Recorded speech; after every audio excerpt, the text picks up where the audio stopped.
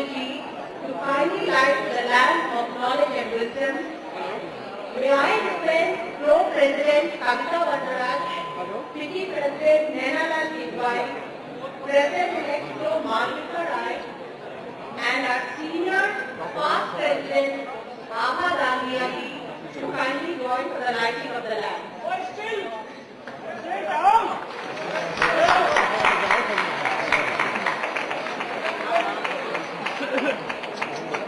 As we light this lamp and pray to God to usher us from darkness towards light, from ignorance towards knowledge, give us the energy and right kind of wisdom to take decisions on what is right and what is wrong, and to do our work with integrity and humility.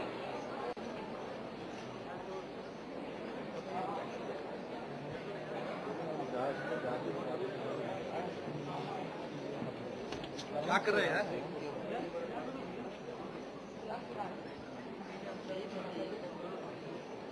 चलने दो बड़ा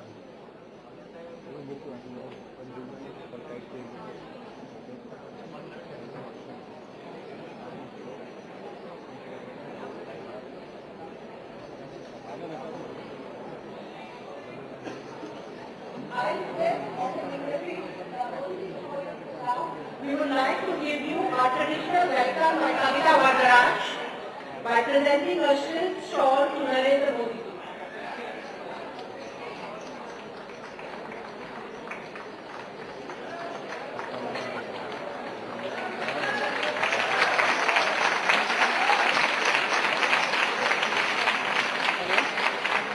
We will now request Pramila J. Bahari, a floor member, to start today's program with the national anthem. Request you all to kindly stand for the national anthem.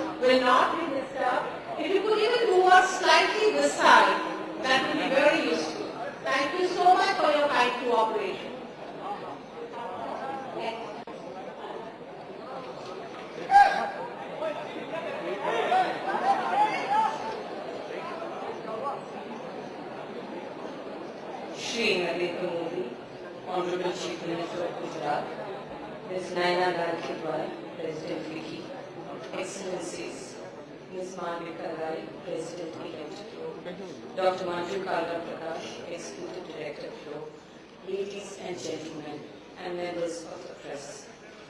It's my honor and privilege to welcome Shri Narendra Modi ji, Honorable Chief Minister of Gujarat, on behalf of myself and all those present here today. Modi ji, I was very delighted when you accepted our invitation and you are here with us today to address the 29th annual session of FLOW. FICCI Ladies Organization is a pan-India body from north to south and with presence in the northeast to the western regions of India.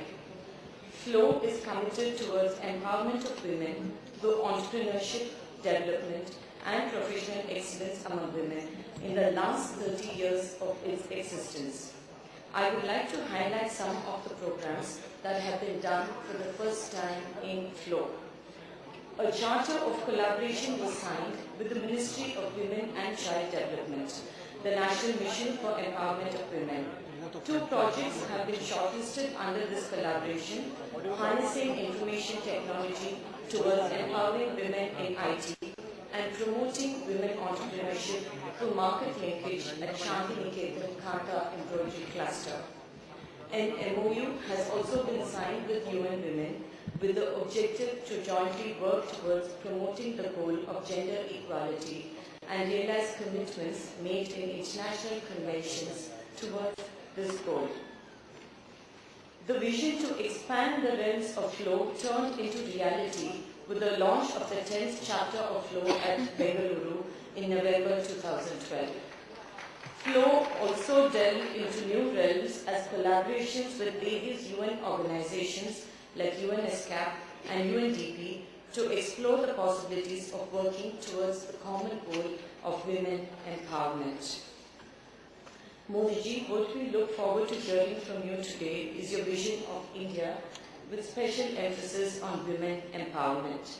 If women in the country get equal opportunity in the core sector of the economy, the GDP could be propelled by 4% according to a first global report on women by UN Women in 2011. Increase in the percentage of women on boards at the top levels. Your vision to increase the contribution of women entrepreneurs in the GDP growth of Gujarat from 1,700 crores to 5,000 crores as mentioned by you during the recently concluded India Today conclave. I would like to play an audio-visual presentation highlighting the activities undertaken during my tenure. Women Wing of Federation of Indian Chambers of Commerce and Industry. 29th Annual Session of FLOW Activities of Ms. Kavita Vadaraj, 2012 to 2013. Sharing experiences by women in power.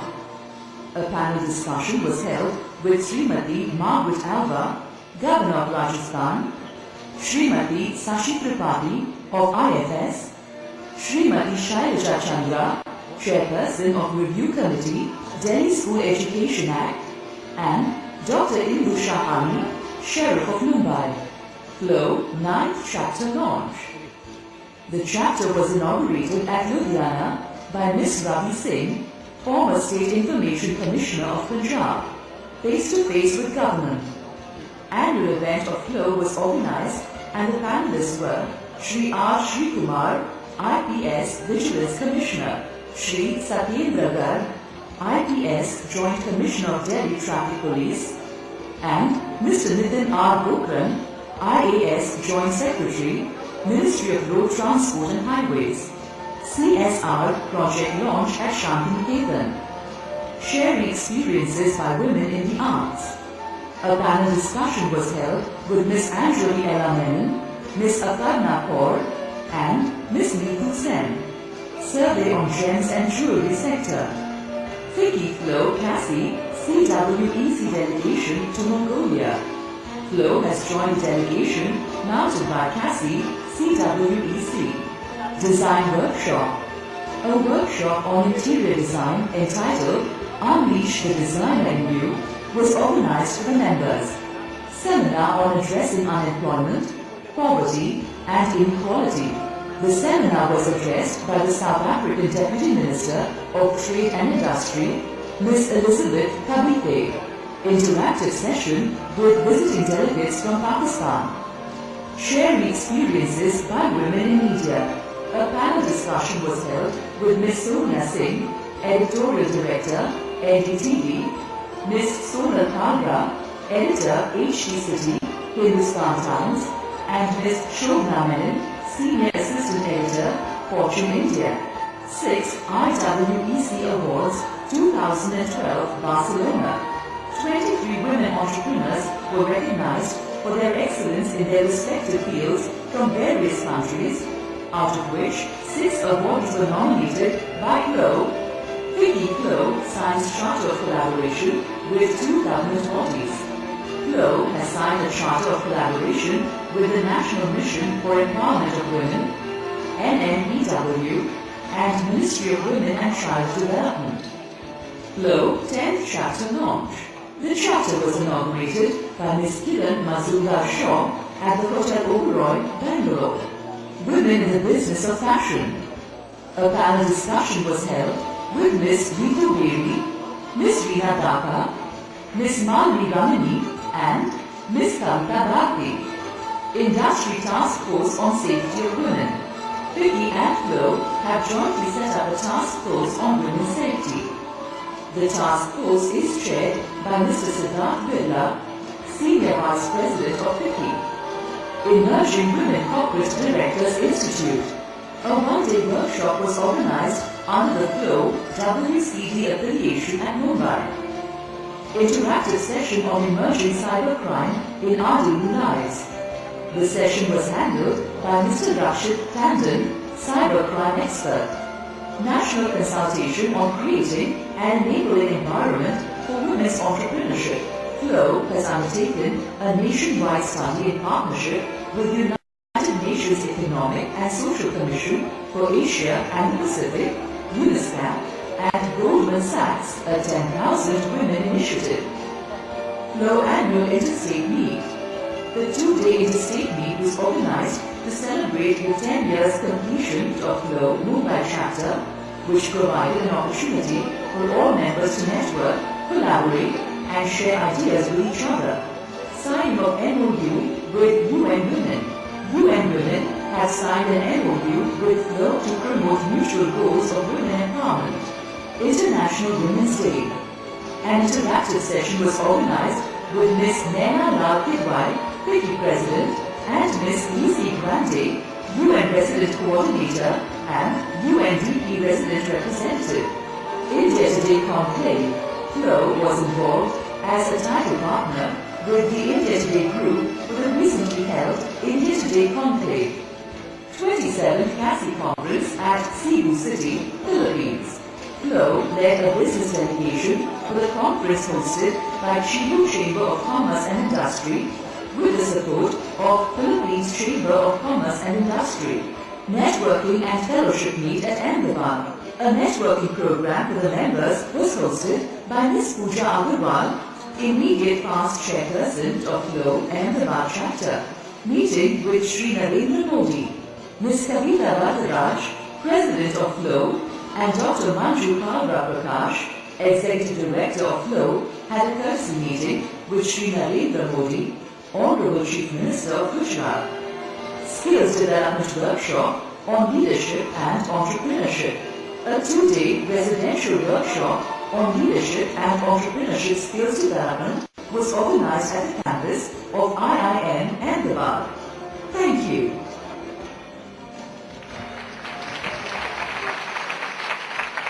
To conclude, my journey as a president would have been incomplete without the guidance, mention and support of past presidents and the governing body members.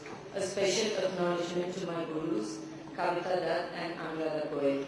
My sincere thanks to Dr. Manju Kalra Prakash, who has stepped into FLO recently, and her team. My thank you to FICCI, who have supported us immensely in today's event, and a big thank you to my family who have been with me for the past year. Thank you.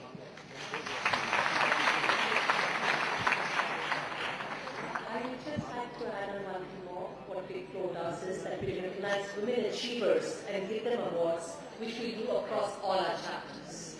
May I now request Naina Nalivai, President FICCI, to give us an address. The First Lady President of FICCI in 85 years of its history, Ms. Naina Nalivai. Ms. Women Park here.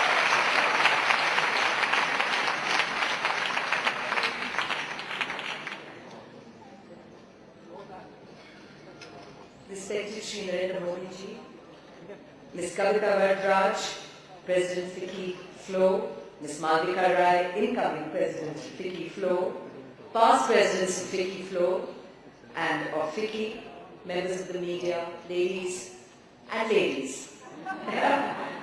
Always good to be in an audience where the sea of faces looking back to you is indeed of the better gender. It is indeed an honor for me to be here this morning amongst all of you to address the AGM of Flow, and such an honor for all of us to have with us Shri Narendra Modi ji.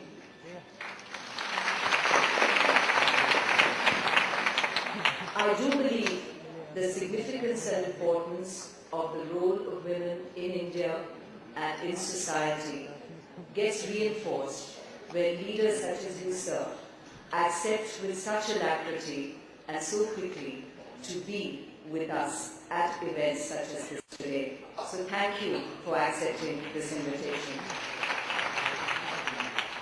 Sir, you preside over a stage which has clearly been and stays the gateway to the globe from India.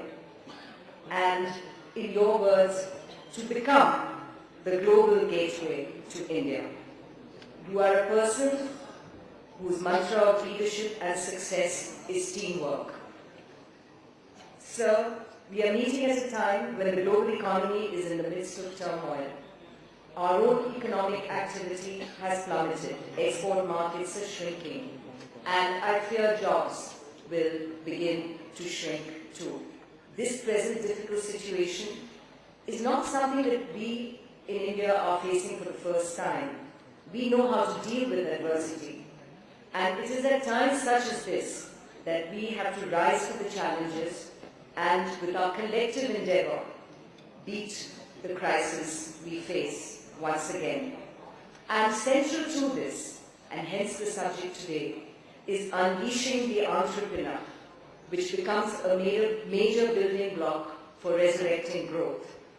And it is this which requires building in an environment of credibility, predictability, fairness, and mutual trust.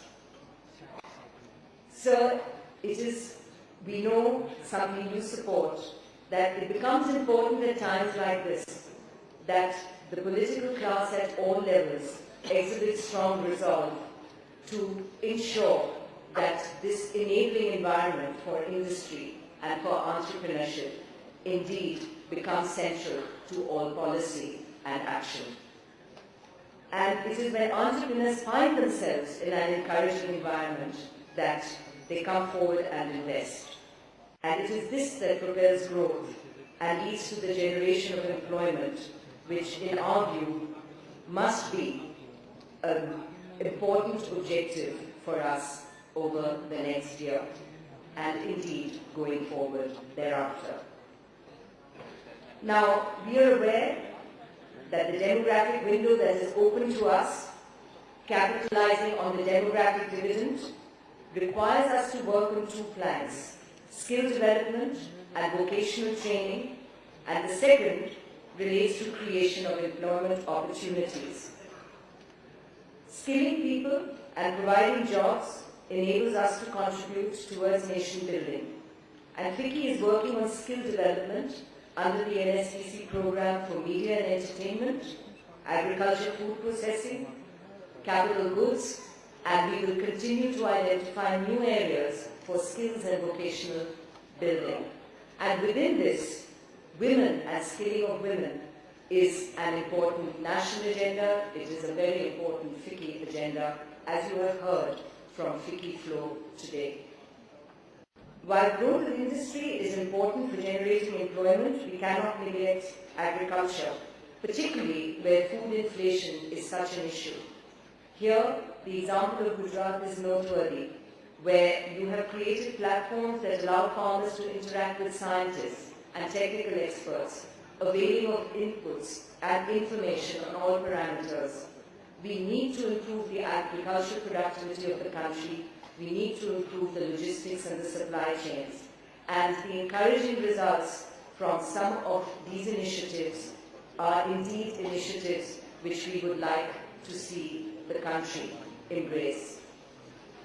I would like to stress upon the integration of women in the economic mainstream and empowerment through education and training therein. Women are key to the empowerment of homes, communities, societies and the country. And it is indeed our desire at FICCI to ensure that we make progress in this direction. And the dynamism which FICCI Flow has demonstrated over the years on this front is a dynamism which I am sure is going to multiply going forward, and one which we will support completely. This energy, which I'm sure is evident in the room today, and indeed, I think was evident through the rendering of the national anthem this morning as well, needs to be tapped, and the initiatives and enthusiasm need to be channelized, where India should and must be measured by the success of the women we mainstream in every walk and aspect of society, of industry and of development.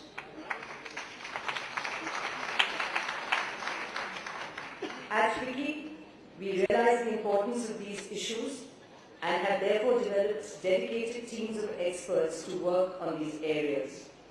We realize that in pretty much all these cases, it is the state governments that play the critical role in furthering reform, and hence have doubled our efforts to engage more with the states. Be it the issue of land acquisition, agricultural marketing, goods and service tax or the GST, it has been our endeavour to work with the states and to evolve a consensus towards the common goal of furthering the nation's growth. So before I close, I would like to point out that while the challenges we face are formidable, these can become easy if we focus on the areas to deliver and deliver across a platform of good governance and transparency. And it is this improvement in governance, transparency and accountability in all policy decisions which is the need of the hour. On that note, thank you all for being with us today, and thank you, sir.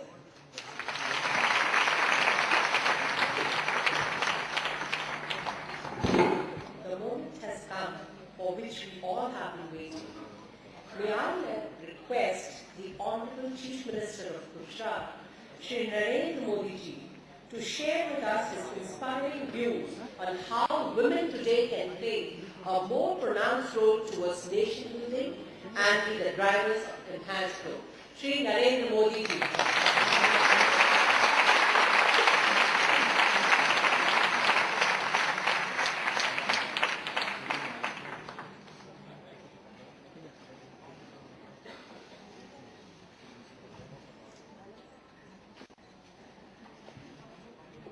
Madam Kirwai जी,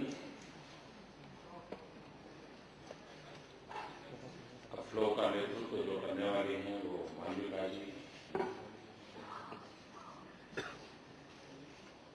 जिन्होंने अपने कार्य का हिसाब दिया कविता जी,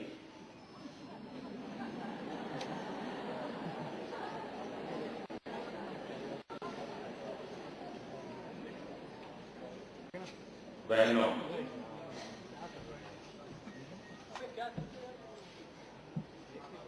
और इधर उधर देख रहे हैं सब भाई,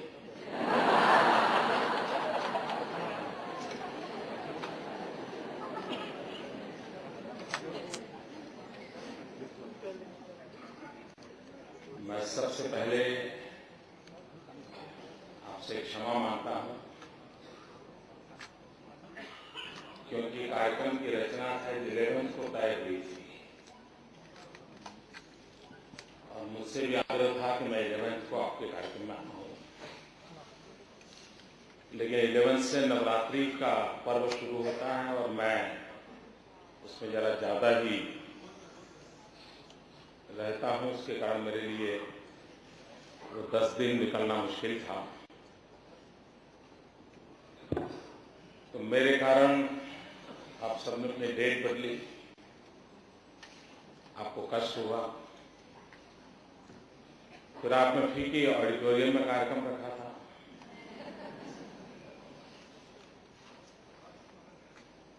तो आपकी कठिनाई और बढ़ गई, तो आपको फिर वेन्यू चेंज करना पड़ा, आपको कष्ट हुआ और यहां पर भी इतने लोगों को खड़ा होना पड़ रहा है, आपको कष्ट हो रहा है। इन सब बातों के लिए मैं आपसे क्षमा मांगता हूं।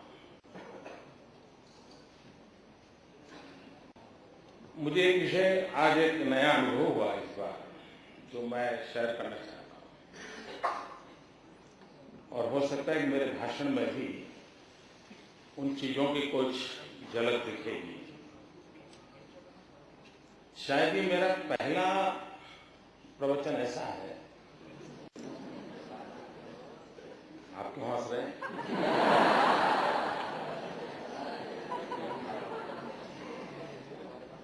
चलिए, मुझे बाद में आपके हंसने का कारण बता देना। ये मेरा शायद पहला ऐसा प्रवचन है कि जिसके पूर्व मुझे फेसबुक पर और ट्विटर पर बहुत बड़ी मात्रा में आपसे जुड़ी हुई महिलाओं ने संपर्क किया। इतना ही नहीं, कई सारे सवाल भी पूछे और बहुत सारे सुझाव भी दिए और इसलिए मुझे भाषण पे कोई ज्यादा सोचना नहीं पड़ रहा है और मैं इस प्रयोग को आज स्वागत करता हूं कि यहां आने से पूर्व मुझे खुशी है कि इतनी बड़ी मात्रा में सामाजिक विषयों पर, जेंडर इश्यूज पर, देश के विषय पर हमारी बहनें, माताएं इतनी प्रोएक्टिव हैं, उनके मन में चिंता है, उनके मन में सुझाव है और मैं इस सोशल मीडिया टेक्नोलॉजी का आभारी हूं, जिसके कारण मैं इतनी बड़ी मात्रा में माताओं बहनों से कनेक्ट कर पाया और उनकी मन की बातें जान पाया। तो एक अच्छा अवसर मिला है और इस अनुभव से मैं जरूर इस बात को देश के सभी नागरिकों के सामने रखना चाहता हूं कि भविष्य में भी मुझे अगर कहीं इस प्रकार से जाना हो, जैसे मैं कलकत्ता जा रहा हूं, मैं चाहूंगा कि जहां जा रहा हूं उनके मन में कुछ सवाल हो, कुछ विचार हो, मुझे जरूर इस टेक्नोलॉजी का उपयोग करके भेजें, मैं जरूर उसको गंभीरता से नोट लूंगा। अगर नोटिस और आपको आगे भी निमंत्रण है, कुछ लोगों को रहेगा यार हम तो रह गए, तो आपको निमंत्रण है, आगे भी आप अपने सुझाव मुझे दे सकते हैं। हमारे देश में हमारी सांस्कृतिक परंपरा में, हमारी सांस्कृतिक विरासत में मां का स्थान सबसे ऊपर होता है। मां शब्द सुनते ही एक श्रद्धा का भाव प्रकट होता है और जहां भी पवित्रता है, जहां भी शुद्धता है, उन सब में हमें मां नजर आती है। ये हमारे संस्कार में, हमारी परंपरा में।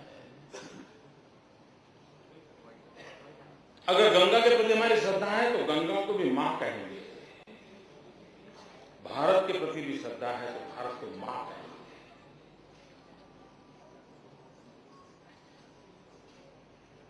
गाय के प्रति श्रद्धा है तो गाय को भी मां कहेंगे। और उस अर्थ में सदियों से हमारे देश में मां का स्थान, नारी का स्थान सर्वोपरि माना गया है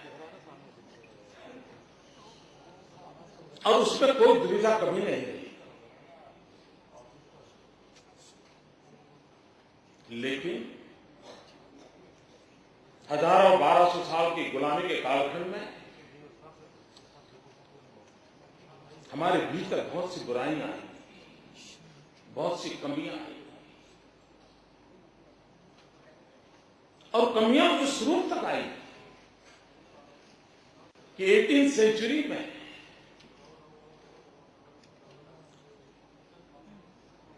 बच्ची को दूध पीती करने का परंपरा खड़ी हो गई।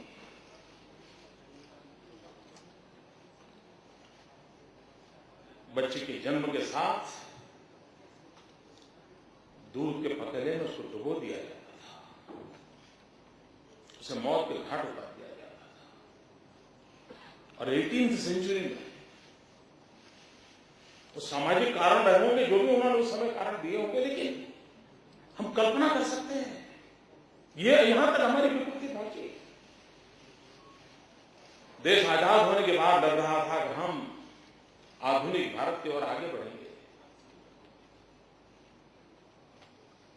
हम लोगों को लगता था कि विश्व के सामने मातृ गौरव की हमारी परंपरा को हम दुनिया के सामने मॉडल के रूप में पेश करेंगे। समाज जीवन में नारी का स्थान क्या हो सकता है हम दुनिया के सामने दिखाएंगे। लेकिन जैसे जैसे हम आधुनिक होते गए, ज्यादा ज्यादा पढ़े लिखे होते गए, लगता है हमारी विकृतियां और बढ़ गई। और कभी कभी तो मुझे लगता है कि हम लोग 18वीं सेंचुरी से भी कभी कभी पीछे गए हैं, ऐसा व्यवहार करते हैं। कम से कम 18वीं सेंचुरी में बेटी को जन्म लेने का अवसर मिलता था,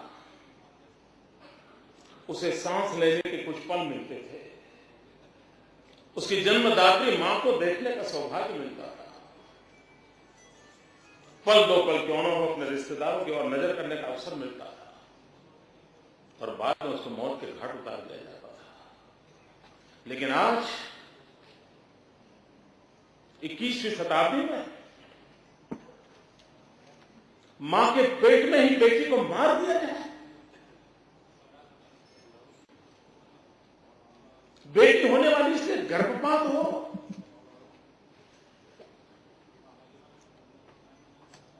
और इस पाप को कराने में न पुरुष पीछे रहते हैं न मां पीछे रहती है। ये 18वीं सेंचुरी से भी हम पीछे गए हैं, इससे बड़ा सबूत क्या चाहिए। ये पीड़ा मेरे राज्य में भी है। 2001 के सेंसस को जब मैंने 2004 में पाया और देखा, रोंगटे खड़े हो गए।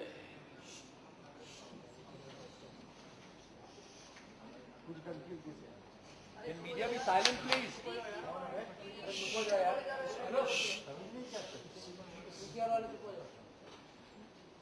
रोए तो किसके सामने रोए?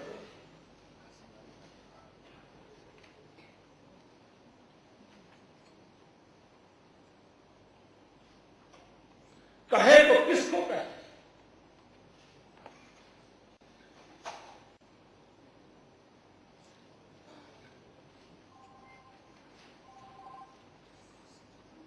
ये दर्द, ये पीड़ा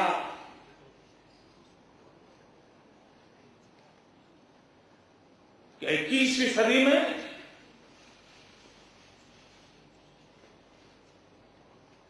हमें सर उठाने की ताकत देती है और तब जाकर के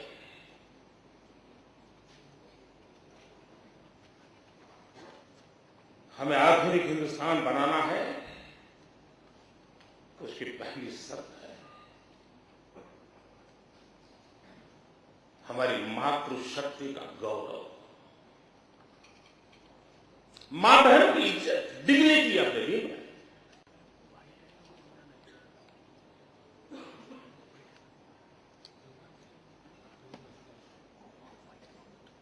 समाज जीवन में स्थितियों को बदलना पड़ेगा। हम जो बुराइयों में फंसे हैं उसको बड़ी कठोरता के साथ उससे मुक्ति के लिए हम सबको प्रयास करना होगा। व्यक्ति के नाते, परिवार के नाते, समाज के नाते, सरकार के नाते हम सबको करना पड़ेगा।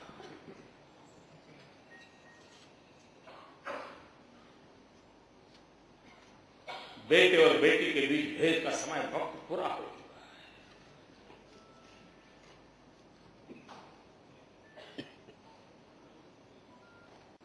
और मैंने ऐसे परिवार देखे हैं, सुख हो, वैभव हो, सब कुछ हो, 4-4 बेटे हो, लेकिन मां बाप को रहने के लिए जगह न हो। ऐसे मैंने ऐसे परिवार देखे। मां ने बेटे को इसलिए बड़ा किया था कि बेटा बुढ़ापे में काम आएगा, लेकिन मैंने ऐसी माताएं देखी, ऐसी बेटियां देखी जिन बेटियों ने बुढ़ापे में मां बाप को कमी महसूस न हो इसलिए शादी करने से इनकार कर दिया। मां बाप की अकेली बेटी होने के नाते जिंदगी मां बाप को समर्पित की और जीवन भर कोई बेटा काम करे उससे ज्यादा अच्छा बेटी ने मां बाप का शान शौकत बढ़ाने का काम किया।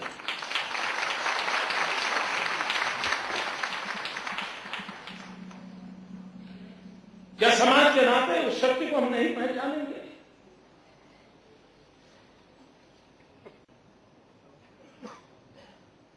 आज जीवन का कोई भी क्षेत्र देखिए, जहां भी लड़कियों को अवसर मिला है, बहनों को अवसर मिला है, वो पुरुषों से 2 कदम आगे निकल गई है।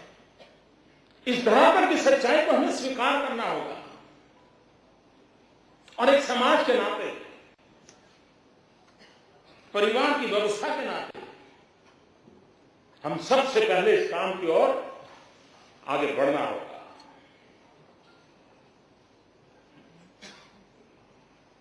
और तभी जाकर के स्वस्थ समाज का निर्माण होगा। आज मैं कई प्रदेश देख रहा हूं जहां लड़कों को शादी के लिए कठिनाई हो रही है। लड़कियों की तादाद कम होती जा रही है। समाज इम्बैलेंस हो रहा है। संसार चक्र एक तरफ लुढ़क रहा है। एक समाज के नाते ये हम सब की चिंता का विषय होना चाहिए। कभी कभी हम माताओं बहनों की शक्ति को पहचानने में गलती कर देते हैं और विशेष करके पुरुष सबसे बड़ी गलती करते रहते हैं।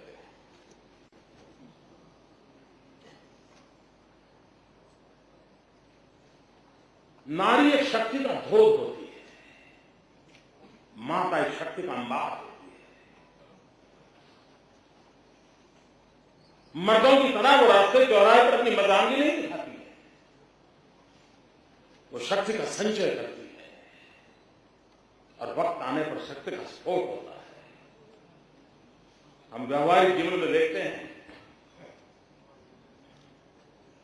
कि कोई महिला खाना पका रही हो और चपाती बनाए और बढ़िया सा गोल बन जाए, इसके लिए पूरी मेहनत करे, और अगर उसमें कहीं छेद हो जाए और उसमें से भाप निकल आए और उंगली जल जाए तो इंतजार करती है कि पति जो जल्दी आ जाए तो अच्छा। वो दिखाई दे इस कलर की क्रीम लगाती है और पति जी को एंट्री होते ही कोशिश करती है कि पति जी का ध्यान जाए कि आज मैं जल गई। चपाती बनाते बनाते स्टीम के कारण मैं जली और नजर नहीं गई तो कुछ चाय देते समय, पानी देते समय कोशिश रहती है कि वो देखे। और कम से कम 2 शब्द बोले।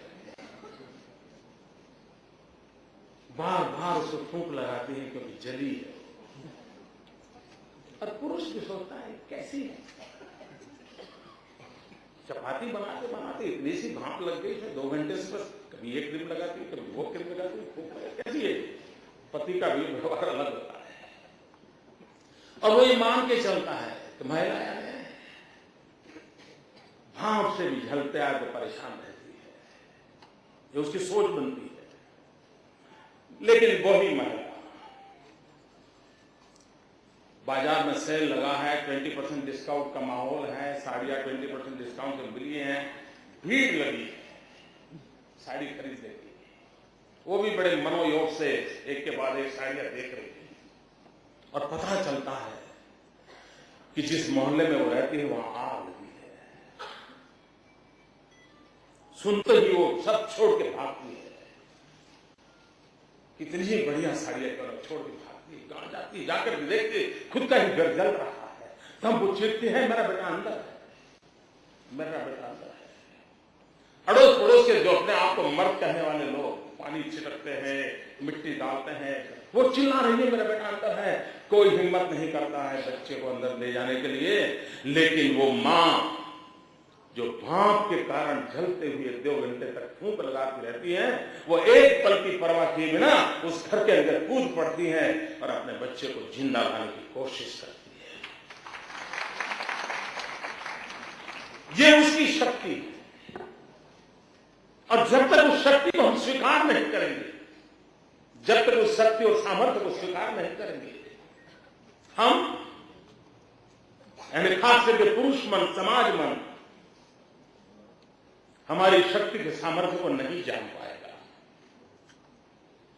और एक बार इस शक्ति को जान दिया तो फिर ये शक्ति क्या पराक्रम कर सकती है, यह अनुभव कर सकती है।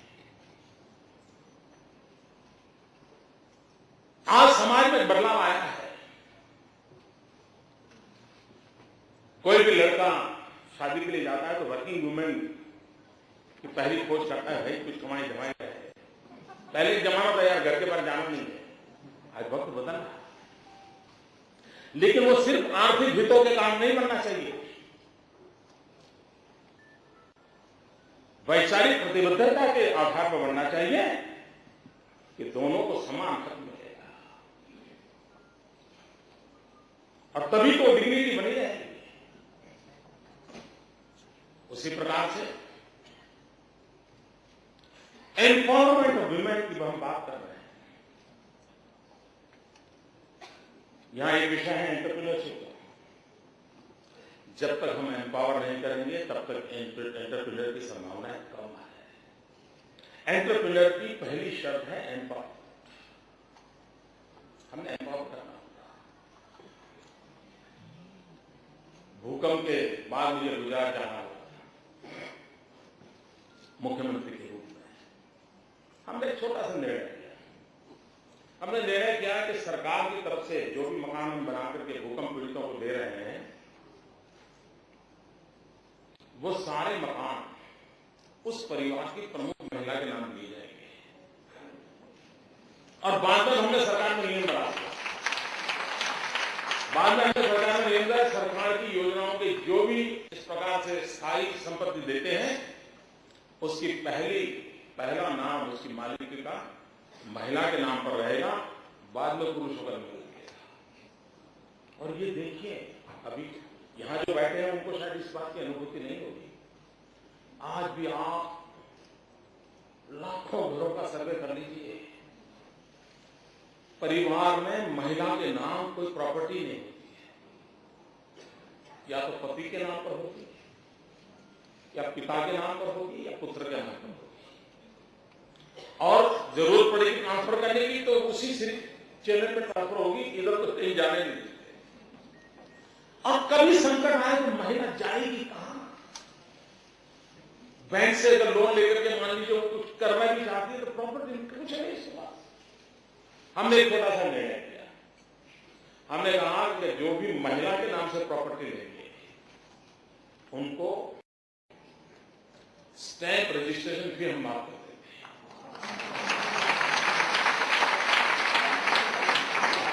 उसका परिणाम ये आया, सरकार की तिजोरी पर तो पिछले कुछ वर्षों में 550-600 करोड़ का हमारा नुकसान हो गया, लेकिन लाखों परिवारों में प्रॉपर्टी महिलाओं के नाम खरीदी।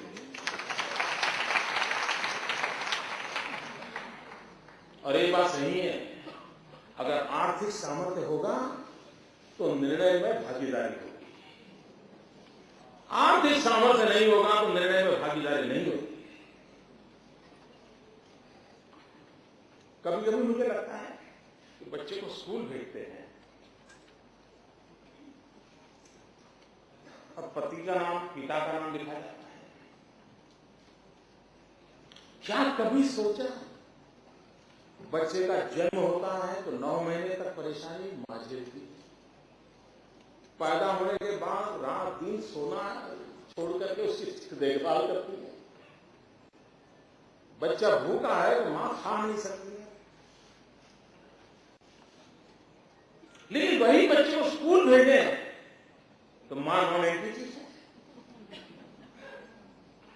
मतलब हमने छोटा सा निर्णय किया कि स्कूल में बच्चों को दाखिल करेंगे, मां का नाम पहले लिखा जाएगा, बाकी सब बाद में प्रोसेस जो करना है चीजें छोटी छोटी है, लेकिन हमने एक मनोवैज्ञानिक तरीके से इस एम्पावरमेंट विषय को समझना होगा और जीवन के हर व्यवहार में इन चीजों को किया जा सकता है। और अगर हम इसको करते हैं तो उसके कारण एक शक्ति का भी उजागर होना बड़ा स्वाभाविक होता है और उसका परिणाम आता है। शासन में इतने परसेंटेज दिखना बनाना हो तो होता रहता है। महिलाएं कैसा कमाल करती हैं, मैं कुछ उदाहरण देना चाहता हूं। एक बार मुझे हमारे यहां डाकोर एक तीर्थ क्षेत्र है, उसके नजदीक के गांव से कुछ बहनें मिलने आई, तो मैं उनसे मिला। 17-18 बहनें थी और ये मैं कोई 8-9 साल पहले की बात कर रहा हूं। आपका भोजन का समय होगा ना, चले जब बंद करना होगा आप कह देना, क्योंकि मेरा दूसरा कार्यक्रम 4 बजे।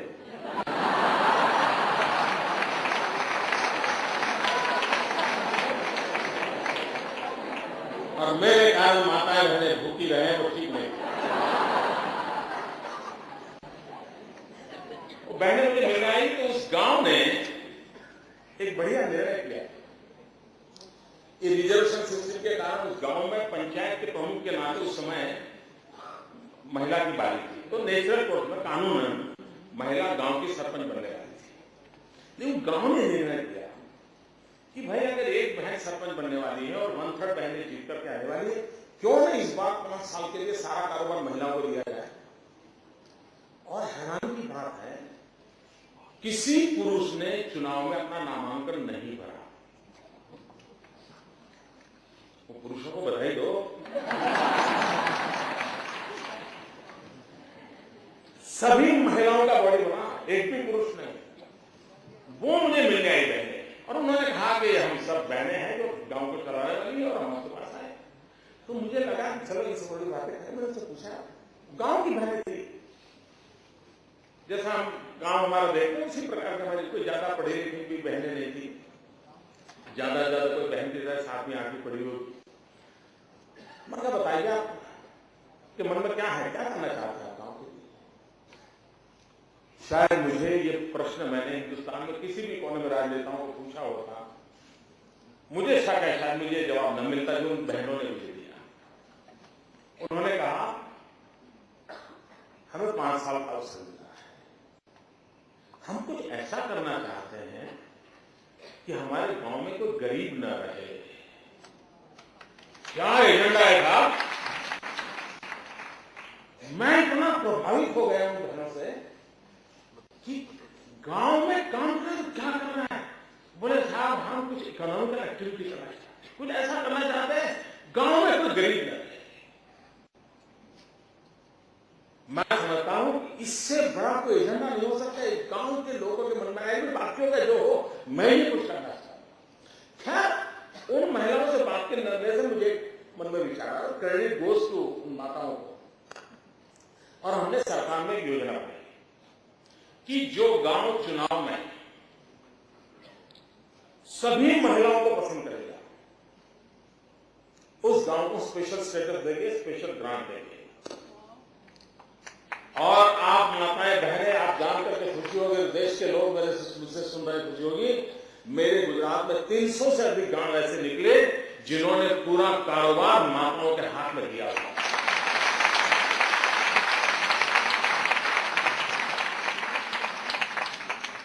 हमने उसको स्पेशल ग्रांट दी, अधिकारियों को लगाया, कुछ महिला अधिकारियों को लगाया, उनकी स्पेशल ट्रेनिंग की। अनुभव यह आया है, सिर्फ व्यापार धंधा नहीं, सिर्फ कारखाना चलाना ऐसा नहीं, स्कूल चलाना ऐसा नहीं, ये माताएं बहनें शासन भी उत्तम तरीके से चला रही है।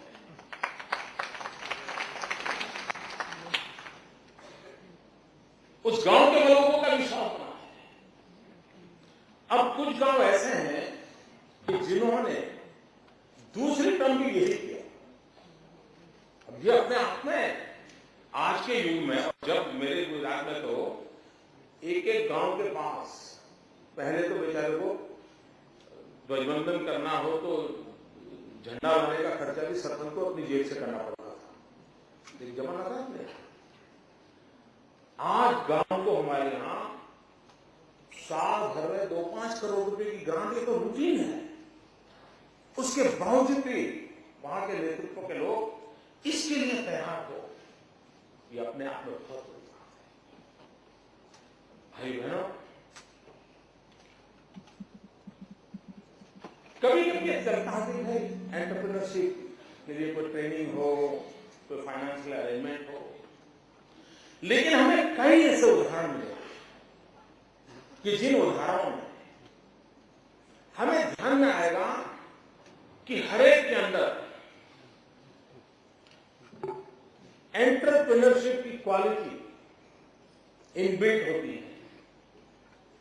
उसको उसके अंदर पड़ी हुई शक्तियों के अनुकूल अगर व्यवस्थाएं मिले, अवसर मिले, प्रोटेक्शन मिले, तो वो परिणाम देने का सामर्थ्य रखते हैं। और इसलिए सरकार के नाते, समाज के नाते, व्यवस्था के तहत हम लोगों को ये शक्तियों कैसे खिले, उस पर हम कैसे बल दें, उसको हम कैसी प्राथमिकता दें, और अगर देते हैं तो उसका परिणाम आता है। भारत के विकास दर की चर्चा होती है, ग्रोथ की, और कभी कभी निराशा आती है, नहीं भाई इससे आगे नहीं बढ़ सकते, ऐसी चर्चा होती है। आज हम जहां हैं वहां हमारी मातृशक्ति के ऑर्गेनाइज वे में जो इन्वॉल्वमेंट चाहिए उसकी मात्रा बहुत कम है। पॉलिसी के तहत समाज के 50% शक्ति को जोड़ना है। ये अगर निर्णय करके हम करेंगे तो भारत जो आज ग्रोथ के काम जहां अटका हुआ है उसको आगे खींच के ले जाने का काम अकेली हमारी ये 50% माताएं बहनों की शक्ति कर सकती है।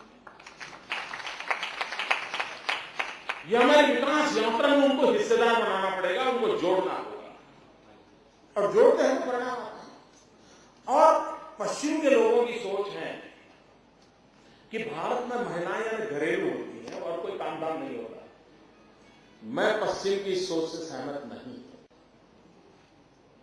आज आप हिंदुस्तान के किसी भी ट्राइबल इलाके में चले जाइए और वहां देखना, ट्राइबल इलाके में वहां की सारी इकोनॉमी का ड्राइविंग फोर्स है तो हमारी वहां की ट्राइबल माताएं रहते हैं, और पुरुषों से डबल मेहनत करती हैं, वो घर चलाती हैं। आज के हिंदुस्तान का जितना भी डेयरी उद्योग है, पशुपालन है, मैं नहीं मानता हूं उसमें पुरुष का कोई बड़ा कंट्रीब्यूशन है, मिनिमम कंट्रीब्यूशन। आज जिस अमूल की इतनी बड़ी चर्चा हो गई है, ये अमूल कौन चलाता है? गांव-गांव बैठी हुई माताएं बहनें जो पशुपालन के लिए अपना जीवन लगाए बैठी हैं और उनके पुरुषार्थ का परिणाम है कि दुनिया के अंदर अमूल एक ब्रांड बन जाती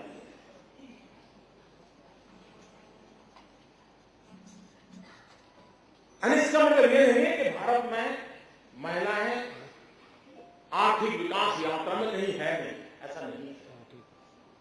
लेकिन जो कमी है वो कमी ये है, ये सब करने के बावजूद भी वो डिसीजन मेकिंग प्रोसेस में पार्टनर नहीं है। घर में भी देखा होगा, बाप और बेटा बिजनेस की चर्चा करते हो, कोई नए डीलिंग की चर्चा करते हो और इतने में मां चाय लेकर के आई हो और 2 मिनट खड़ी होकर के बात सुनने की कोशिश करे तो बाप क्या होता है, अरे अरे तुम काम करो, जाओ किचन में जाओ, हम जरा बात करते हैं। जोड़ते ही नहीं। जरा बताओ तो जरा, सही बोल रहा हूं ना? हाँ, तो ये बदलाव होता है। हमने उनको निर्णय प्रक्रिया में जोड़ना होगा और डिसीजन मेकिंग प्रोसेस में जितनी उनकी भागीदारी बनेगी उतनी ही शक्ति बढ़ने वाली है। जहां तक एंटरप्रेन्योरशिप का सवाल है, आप मुझे बताइए, किसी छोटे मोटे उद्योगकार का इतनी बड़ी मात्रा में मल्टीनेशनल पिज्जा हट बनवा रहे हो, उसके काम में कोई टिक सकता है क्या? टिक सकता है क्या? नहीं टिक सकता। मैं आपको उदाहरण देता हूं। अहमदाबाद में हमारे यहां एक जसू बहन के पिज्जा बहुत पॉपुलर है। जसू बहन के पिज्जा, और पिज्जा हट के बगल में अगर उसका आदमी स्टॉल लेकर के खड़ा है तो हमारे यहां पढ़ा लिखा नौजवान होगा तो भी जसू बहन के पिज्जा को हाथ लगाता है, उधर नहीं लगाता।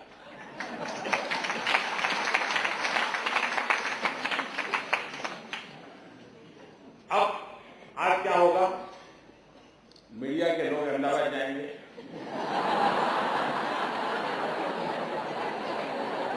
वो ढूंढेंगे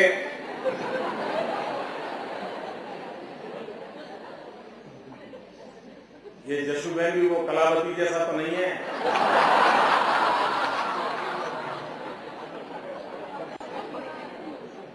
और इसलिए मैं कहता हूं मीडिया के मित्रों को, उन जसू बहन का 5 साल पहले स्वर्गवास हो गया। आखिरी सांस में पुणे में भी, लेकिन उस अकेली औरत ने, उस महिला ने अपने परिश्रम से, और जसू बहन को गए 5 साल हो गए, उसके बावजूद भी आज भी जसू बहन के पिज्जा बहुत बड़ा मार्केट कैप्चर करते चल रहे हैं। आप लोग 5 स्टार होटल में जाएंगे तो हर प्रकार का मेनू में लिखा होगा, सलाद मिलेगा, लेकिन ये किसका सलाद, और 80 रुपया फर्स्ट एडवेंचर सब उन्होंने किया, 80 रुपया किराए से लिया था और धीरे धीरे एक ऐसा कोऑपरेटिव का मॉडल खड़ा कर दिया।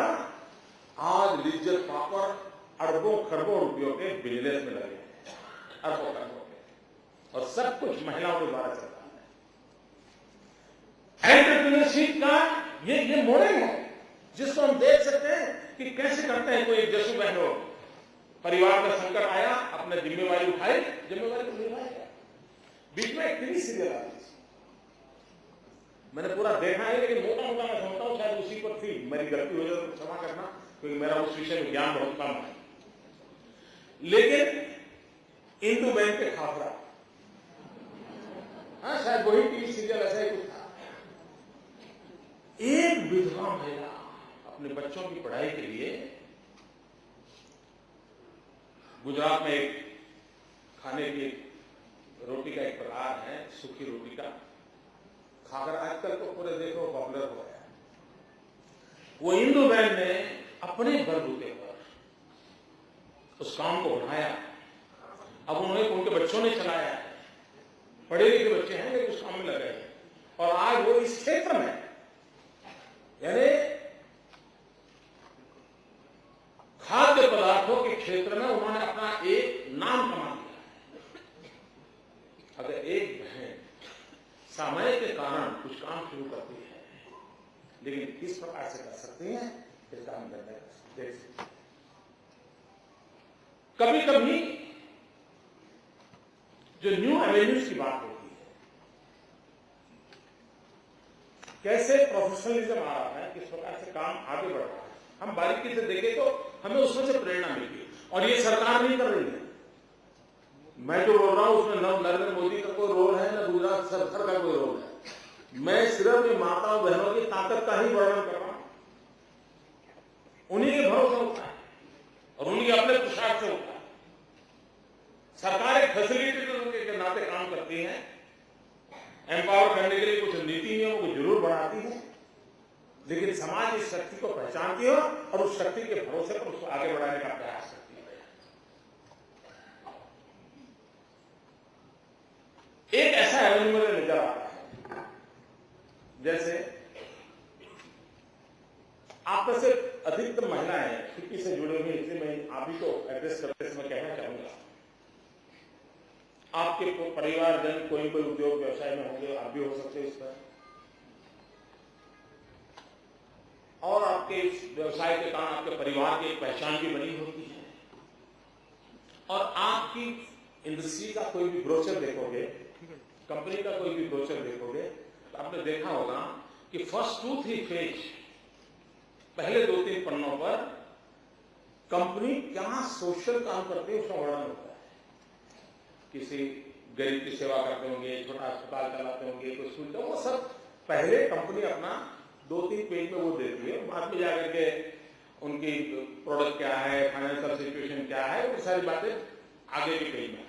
इसका मतलब ये हुआ कि हर कंपनी को लगता है कि कंपनी का चेहरा तो यही है।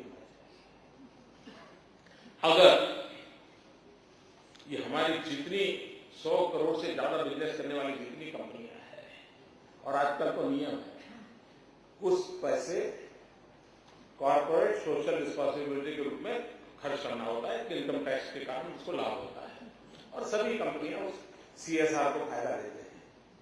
अगर हमारे ये उद्योगकार मित्र अपने परिवार की बहन, मां, पत्नी, किसी को भी ये CSR का काम दे, मैं विश्वास से कहता हूं वो उत्तम काम करके दिखाएगी, क्योंकि उसके अंदर संवेदनाएं भरी थी और सच में उनको सेटिस्फैक्शन मिलेगा। सिर्फ हम उस व्यवसाय से जुड़े हुए, हमारे पति जुड़े, हमारा परिवार जुड़ा है, उससे बाहर निकल करके ये सचमुच में एक बहुत बड़ा क्रिएटिव रोल कर सकती है। हमने एक छोटा प्रयोग अभी प्रारंभ किया है, अभी शुरुआत है। बिहार में 1600 किलोमीटर कोस्ट लाइन, और कोस्ट लाइन पर हमारे मछुआरे परिवार रहते हैं। अब मत्स्यों के जो है साल में 6 महीना बंद रहता है वेदर के कारण, समुद्र में जा नहीं सकते, उनको नीति नियम होते हैं, तो 6 महीने क्या करेंगे। और जो मछली पकड़ने जाते हैं वो समुद्र में रहते हैं, और महिलाएं जो होती हैं वो किनारे पर मछली के व्यापार के संबंधी सारे काम अपने करते रहते हैं। उनके अंदर नेचुरल कोर्स में एंटरप्रेन्योर क्वालिटी होती है, वो चीजों को कर सकते हैं, लेकिन 6 महीने खाली होती है। और ऐसे परिवारों को आर्थिक चक्र 6 महीने का जीरो हो जाए तो क्या होगा, अपना अंदाज कर सकते हैं। हमने एक छोटा सा प्रयोग प्रारंभ किया, सी बीड कल्टीवेशन, और समुद्र के अंदर 45 दिन का एक चक्र है, एक विशिष्ट प्रकार की वनस्पति उगाने का काम हमने शुरू किया है। अभी पायलट प्रोजेक्ट 2-3 जगह पे किए, इतना अच्छे रिजल्ट आ रहे हैं। और इन दिनों जितनी मेडिसिन बन रही है उन सारी मेडिसिन का बेस सीवीड होता है। आने वाले दिनों में फार्मास्यूटिकल को ये बहुत बड़ा काम आने वाला है। इतना ही नहीं, आप खेती के लिए जितनी दवाइयां बनाएं उसके बेच में भी काम आते हैं।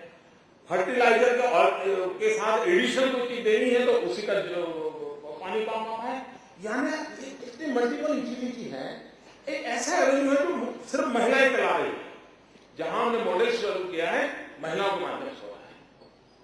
कहने का तात्पर्य यह है कि महिलाएं चाहे बहुत बड़ी मात्रा में, अब एक मुझे किसी ने बताया, मैं अभी तक मिला नहीं हूं लेकिन मैंने सुना है, कहते हैं एक गांव के हमारे यहां सखी मंडल की बहन, उन्होंने एक छोटा सा ग्रुप बनाया, वो 1-1, 2-2 रुपया अपना बचत करते थे और उसके बाद में गवर्नमेंट की तरफ से पैसे मिले, कुछ बैंक लोन मिला। उन्होंने एक छोटा काम किया, सर्विस सेक्टर में एंटर किया और उन्होंने एक यूनिफॉर्म बना दिया 10-12 बहनों का, और कैटरिंग के लिए उन्होंने अपने आप को ऑफर किया।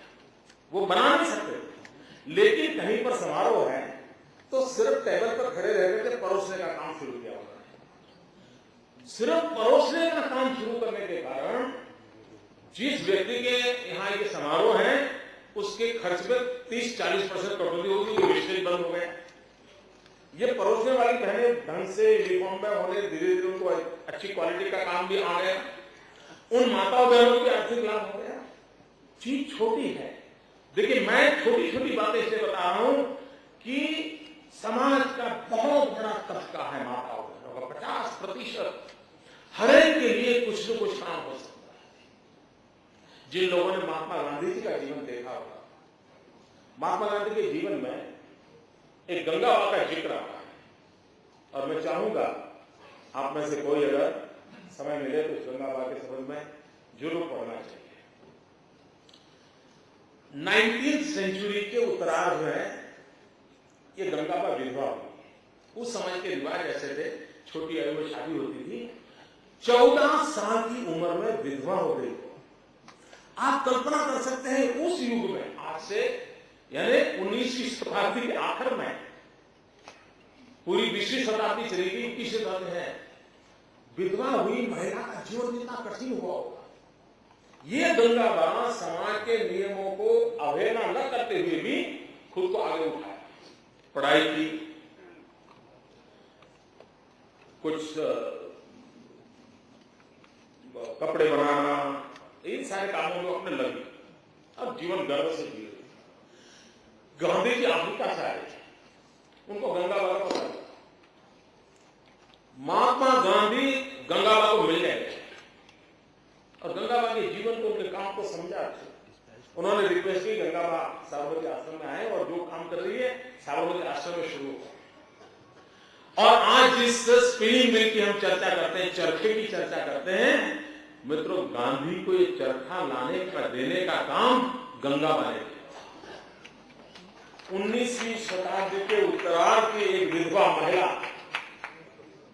उसका ये सामर्थ्य है। अब एंटरप्रेन्योरशिप के लिए गंगा मां से बड़ा क्या उदाहरण हो सकता है। हमारी सरकार ने अभी कुछ वर्ष पूर्व गंगा मां के नाम से एंटरप्रेन्योर अवार्ड हम करते हैं, जो महिलाएं एंटरप्रेन्योरशिप में आगे आते हैं उनको हम गंगा मां के नाम से अवार्ड देते हैं। कहने का मेरा तात्पर्य यह है कि समाज में हमें इस क्षेत्र में जाने के लिए इतने उदाहरण मौजूद होते हैं, हम हमारे अलग अलग बगल में देखेंगे, हमें सारी संभावनाएं नजर आती है।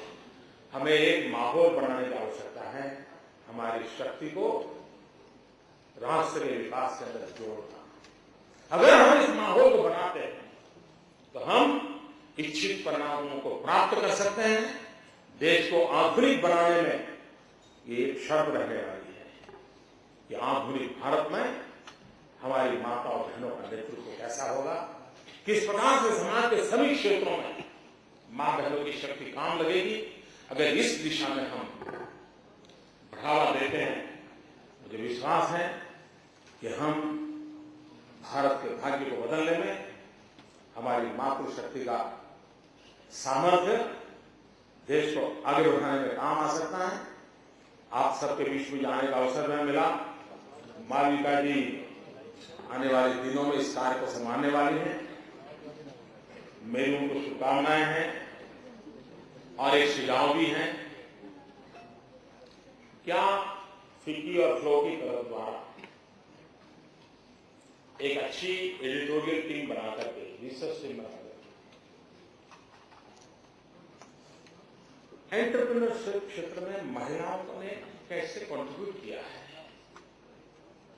किस प्रकार से उन्होंने अपने जीवन को जी करके दिखाया है, क्या हम एक अलग वेबसाइट बना करके लोगों को कहेगा आप अपना एक्सपीरियंस जोड़ते जाइए तो वेबसाइट में मिलता जाएगा। एक एडिटोरियल बोर्ड बना करके आपके अगले साल कोई और आने से पहले एक पूरे देश में सिलेक्टेड 200-250 लोगों का एक अच्छा ग्रंथ, बुक हम निकाल कर दे सकते हैं और सब मेंबर को प्रेरणा और हर वर्ष फिर 200 नए किसी और क्षेत्र के, इन सारी चीजों को उजागर करने की जरूरत है, उसको कंपाइल करने की जरूरत है। और आज जो टेक्नोलॉजी है, उस टेक्नोलॉजी के माध्यम से चीजों को खोजना, पाना, इन सारी बातों को हम कर सकते हैं। आप में से कभी एक लेडी फोटोग्राफर थी जिसका अभी स्वर्गवास हो गया, 100 ईयर हो गए थे उनको, होमी जी। उस जमाने में पत्रकारिता क्षेत्र में फोटोग्राफी में उसने नाम कमाया और आज भी आजादी के आंदोलन के कुछ महत्वपूर्ण जो फोटोग्राफ आज भी हिस्ट्री के बहुत बड़े उसी से उस महिला का उस जमाने में आज भी किसी महिला को इस पत्रकारों की भीड़ में फोटो निकालने के लिए आना तो बेचारे को कितनी दिक्कत होगी। उस जमाने में उस महिला ने क्या क्या ताकत होगी भाई। और इसलिए हम छोटी छोटी चीजों को अगर गर्व करें, हम उनका आदर करें, समाज की शक्ति बढ़ती है। और समाज की शक्ति बढ़ाने के काम को लेकर के हम आगे बढ़े। मुझे आपके बीच आने का अवसर मिला, मेरी तरफ से आपको बहुत बहुत शुभकामना है। आपके साथ बात करने के लिए अवसर मिला, मैं आपका बहुत आभारी हूं। धन्यवाद।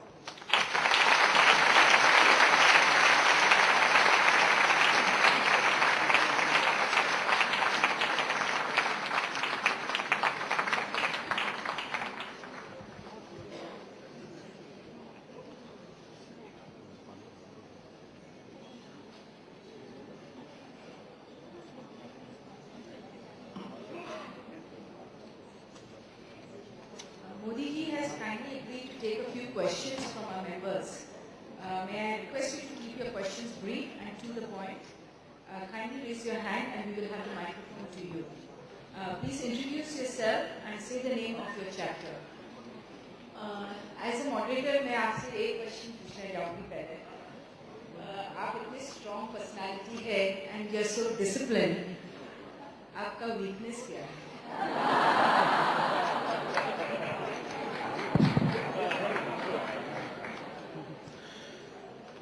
मालविका जी का बहुत ही इनोसेंट सवाल है।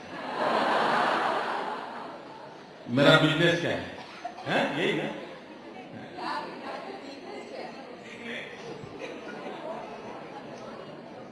बहुत ही कठिन सवाल है।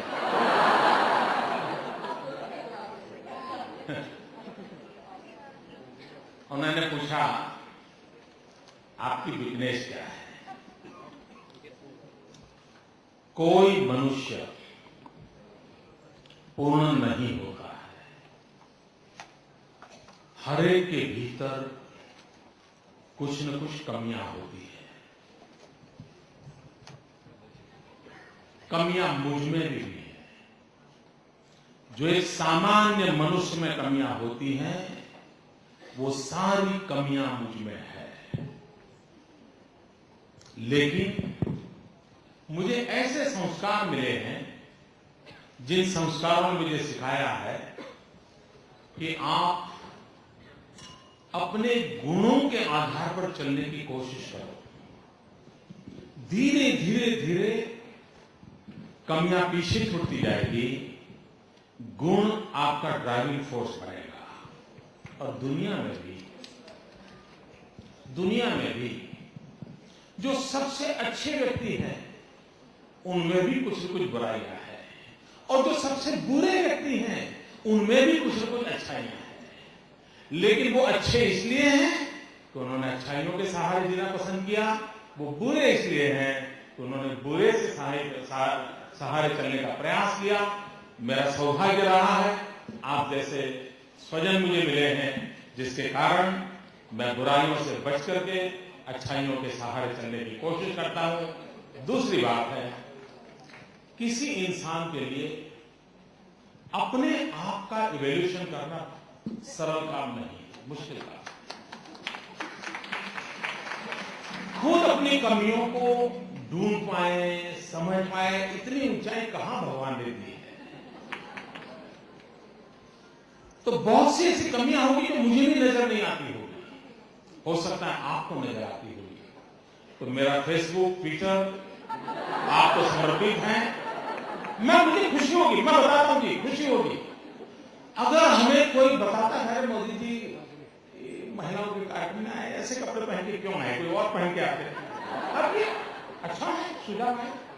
बहुत सी चीजों, कहीं मान लीजिए कहीं ने गुस्सा कर दिया, कोई अरे मोदी जी का ये अवसर था क्या गुस्सा करेगा, कहीं हमने ज्यादा खा लिया तो कोई कहे अरे भाई मोदी जी बहुत काम करना है, खाते रहोगे क्या।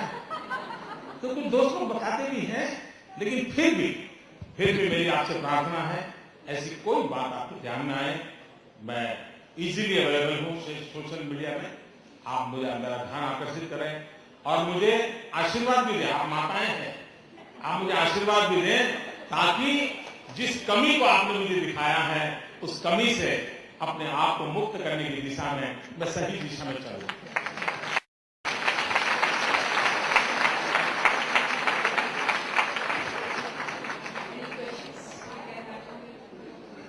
Manju, can you please? She's our past president. Sir, my name is Dr. Manju Mehta, I'm the past president of FLO. आपने बहुत सारी लेडीज के स्कीम के विषय में बताया जिन्होंने इतने एंटरप्रेन्योरशिप दिखाया गुजरात में, कितने मॉडल्स और कितने एग्जाम्पल्स आपने हमको बताए। उसके अलावा आपने हमें आदमियों के विषय में नहीं बताया, उन्होंने क्या करा वहाँ पे खास। दूसरे मेरा क्वेश्चन ये है कि कुछ आज गुजरात एक मॉडल स्टेट की तरह आगे बढ़ रहा है, पर आई एम श्योर आपके मन में कोई ऐसे विषय होंगे जिनके ऊपर आप सोचते हैं ज्यादा काम हो सकता था पर अभी हुआ नहीं, क्या आप हमें बताएंगे उनके बारे में। मैंने आदमियों के संबंध में नहीं बताया, यही उनका कहना है। अब वो इतना बताते हैं कि बताने को कुछ बचता ही नहीं है जी। आप लोग हैं जिनकी बात पहुंचती नहीं है, इसलिए मैं आपके गीत गा रहा हूं।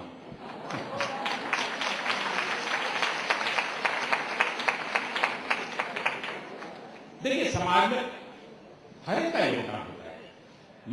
अभी मैं विषय ये होने के कारण उस क्षेत्र का उल्लेख नहीं किया, इसका मतलब मैं पुरुषों के साथ अन्याय नहीं कर सकता, उनका भी उतना ही योगदान रहता है। लेकिन जो विषय मुझे दिया गया था तो बहुत स्वाभाविक है कि मैं उसी विषय पर। दूसरा कहा कि गुजरात में काम कर रहे, बहुत कुछ करना बाकी है। अभी जो कुछ भी हुआ है ना, वो तो मैंने हमारे कांग्रेस के मित्रों ने जो गड्ढे किए हैं वो गड्ढे भरने का काम किया।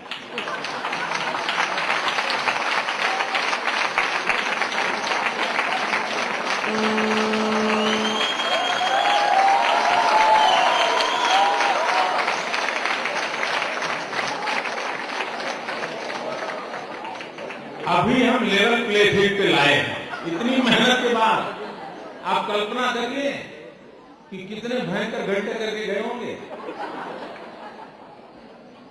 अब लेवल प्ले फील्ड लाए हैं और अब भव्य दिव्य गुजरात निर्माण करने का काम शुरू हो रहा है। अब ये जो हुआ है, गड्ढे भरने से इतना आपको संतोष है, तो भव्य दिव्य इमारत बनेगी तब आपको कितना संतोष होगा, ये मैं अनुमान लगाता हूं। बहुत कुछ करना है अभी। Monisha, नमस्ते मोदी जी, मैं Monisha Verma, the incoming chairperson of flow north east. मैं आसाम से हूँ, गुवाहाटी। हम आपसे जानना चाहते हैं कि what kind of partnership you think will augment the process of economic development and empowerment of women in India. हम पहले तो ये स्वीकार करके चलें कि ये बहुत बड़ी शक्ति है और फिर हमारी जितनी व्यवस्थाओं को हम विकसित करेंगे उनमें हमें, मान लीजिए हमारा एग्रीकल्चर सेक्टर है, आज भी एग्रीकल्चर सेक्टर में गांव में महिलाएं काम करती है। अगर उनको स्किल डेवलपमेंट हो, उनको थोड़ा आधुनिक विज्ञान से जोड़ा जाए और वो इतनी बारीकी से काम करती है कि आप देखिए कि आपके एग्रीकल्चर सेक्टर में बहुत बड़ा बदलाव आएगा, ये मेरा विश्वास है। एक उदाहरण दिखाता हूं। गुजरात में हम लोगों ने एक बाड़ी प्रोजेक्ट किया, ये मेनली ट्राइबल परिवारों के लिए है। और जब अब्दुल कलाम जी देश के राष्ट्रपति थे तो स्पेशली उनके जन्मदिन को उन्होंने हमारे इस वाड़ी प्रोजेक्ट के अंदर बिताया था। और उन्होंने मुझे ये भी कहा था मोदी जी आप भी मेरे साथ नहीं रहेंगे, मैं अकेला जाना चाहता हूं, और उनको एक व्यवस्था ने की थी। आदिवासी किसान के पास 1 एकड़ 2 एकड़ भूमि होती है, वो भी हिली एरिया होता है, तो समतल जमीन नहीं होती। उस वाड़ी प्रोजेक्ट के नाम में के पहले जो भी अवस्था थी उसमें वो मुश्किल से साल में 12,000 15,000 कमाते थे वो परिवार, और उसमें भी पुरुष का कोई ज्यादा कॉन्ट्रीब्यूशन नहीं था। और आप आसाम से इसलिए ये बात वहां ज्यादा सूट करते थे, मैं ये उदाहरण दे रहा।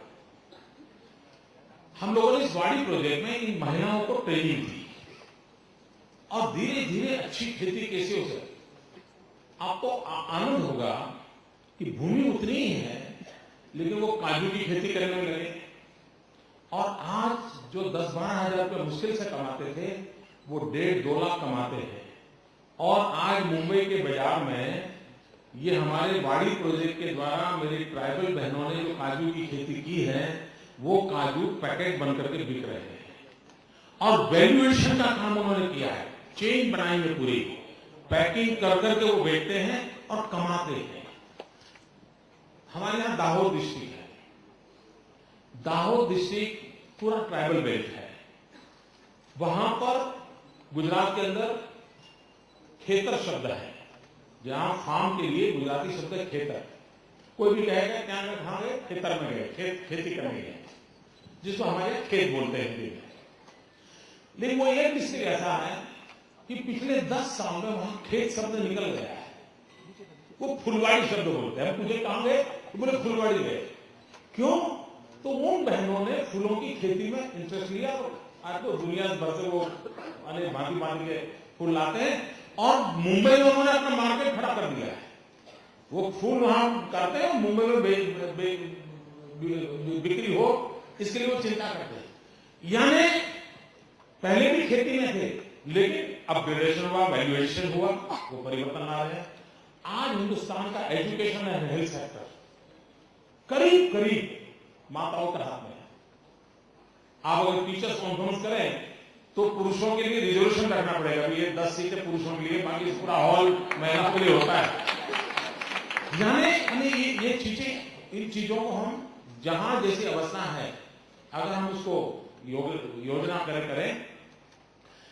हमने एक प्रयोग किया। अब ये जब मैंने विषय मेरे यहां रखा था तो थोड़ी मेरे यहां जरा कठिनाई थी।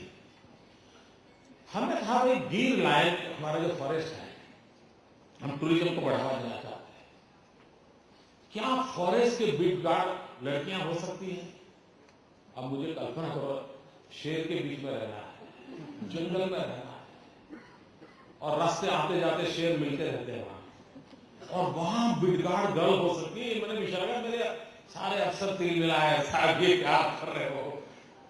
आप कभी गिर फॉरेस्ट आए तो देखना, गिर फॉरेस्ट में लायन को दिखाने के लिए वो लड़कियां ले जाती हैं, और 1 फुट दूरी से लायन के साथ आपको फोटो निकलवा के ले आती है।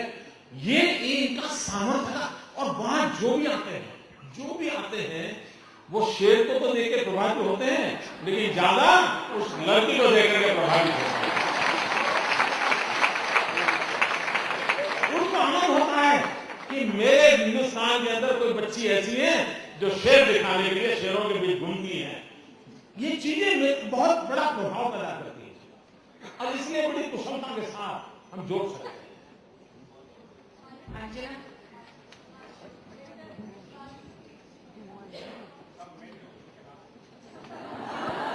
नहीं, मेल के लिए नहीं भैया, उसके लिए बहुत नमस्ते, मेरा नाम है अंजना सोमानी। आज के दिन में दिल्ली से हूँ, पर वैसे नॉर्थ साउथ ईस्ट वेस्ट सभी दिशाओं में मुझे कभी न कभी छत दिया है। आपने विभिन्न एम्पावरमेंट पे बहुत ही संवेदनशील स्पीच दिया। इसी संदर्भ में मैं कुछ प्रश्न पूछना चाहती हूँ। My question will be in English. Indian handicrafts are unique to each part of our country, and many women, it is a very important means of livelihood for them and a secondary means of income to many others. What is your vision, sir, regarding taking this forward by way of providing training institutes of first grade quality so that this unique skill of our country remains alive. इस संदर्भ में मैं आपके विचार सुनना चाहती हूँ। बहुत ही अच्छा विषय आपने स्पर्श किया है। हैंडीक्राफ्ट के क्षेत्र में ये बात सही है कि हैंडीक्राफ्ट के क्षेत्र में माताओं बहनों का बहुत बड़ा योगदान है और कुछ इलाकों में तो हमारी परंपरागत हैंडीक्राफ्ट हैं वो नष्ट होते जा रहे हैं। अलग अलग सरकारें अपने अपने तरीके से उसके लिए प्रयास करती हैं, लेकिन जिसमें सबसे बड़ी ध्यान देने की चीजें है, एक इनोवेशन, दूसरा technology upgradation, according to that skill development, और उसके बाद है मार्केटिंग।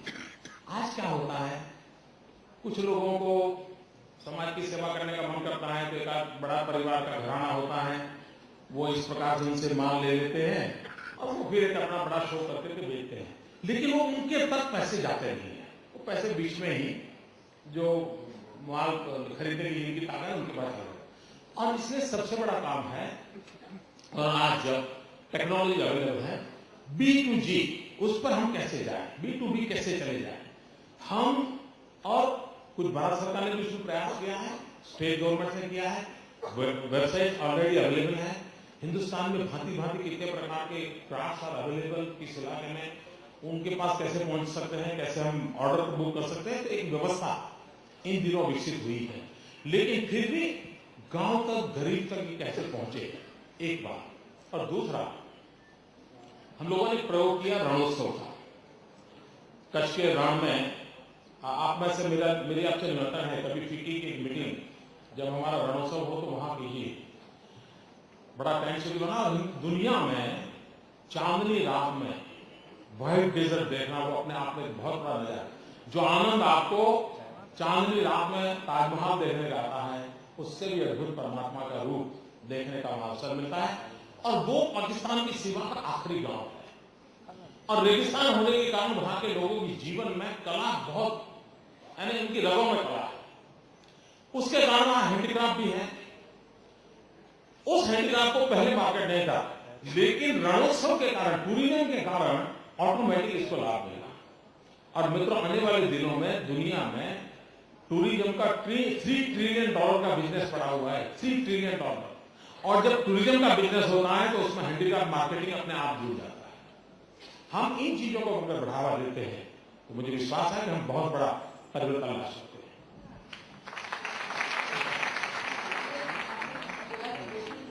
तो आप और लेना चाहेंगे? नहीं, एक आखिरी लास्ट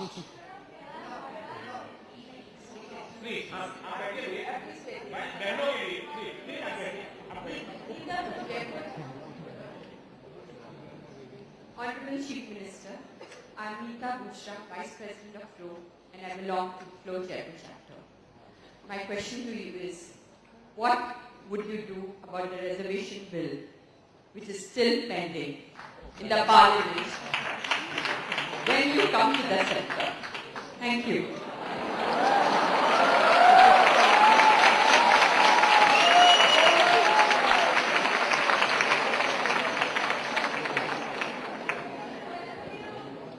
गुजरात में हमने असेंबली में एक एक्ट पास किया है, और आपको जानकर के सविशेष खुशी होगी, उसमें हमने बिल पास किया है कि गुजरात में जो हमारे विकास क्षेत्र में उतना ही मैं कर सकता हूं, उसके बाहर नहीं कर सकता। पंचायत, नगर पंचायत, नगर पालिका, महानगर पालिका, तहसील पंचायत, जिला पंचायत, ये जो स्थानीय स्वराज की संस्थाओं की इकाइयां हैं, उसके अंदर अगर चुनाव होगा तो गुजरात ने कानून पास किया है 50% रिजर्वेशन फॉर विमेन।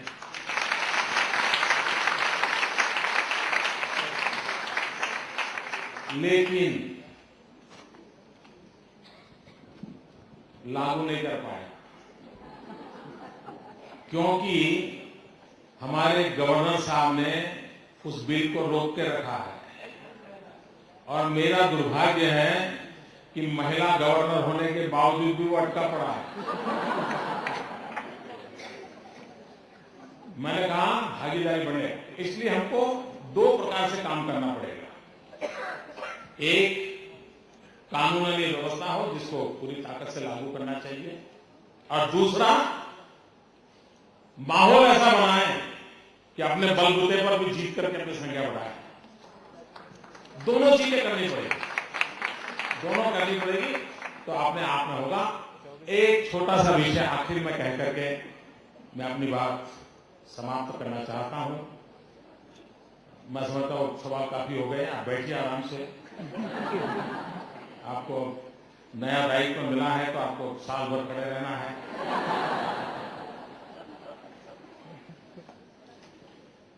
एक विषय जो मैं आप सबके सामने रखना चाहता हूं, जो शायद इस विषय से हट करके हैं, लेकिन मुझे जो माहौल दिख रहा है तो मेरा मन करता है मेरे मन की बातों को कह करके मैं उसको, हमारी इस बात को समाप्त करूंगा।